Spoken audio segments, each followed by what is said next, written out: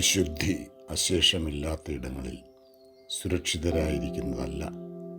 അശുദ്ധിയുടെ മധ്യേ അതിൻ്റെ സ്പർശനമേൽക്കാതെ ഇരിക്കുന്നതാണ് വിശുദ്ധി.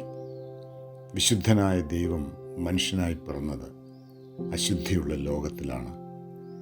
ദൈവപുത്രൻ വിശുദ്ധനായി ജീവിച്ചത് അശുദ്ധി നിറഞ്ഞ ലോകത്തിലാണ്. അവൻ തൻ്റെ ശിഷ്യർക്ക് വേണ്ടി പ്രാർത്ഥിച്ചതും അവരെ ലോകത്തിൽ നിന്നും എടുക്കണമെന്നല്ല, ദുഷ്ടൻ്റെ കയ്യിൽ അകപ്പെടാതെ വണ്ണം കാത്തുകൊള്ളണം എന്നായിരുന്നു. സ്നേഹിതരെ, അശുദ്ധരെന്ന് വിധി കൽപ്പിച്ച് ആരെയും അകറ്റി നിർത്താതെ, എന്നാൽ അശുദ്ധിയെ അകറ്റി നിർത്തി ജീവിക്കാൻ നമുക്ക് ശ്രമിച്ചാലോ? അതല്ലേ വിശുദ്ധ ജീവിതം?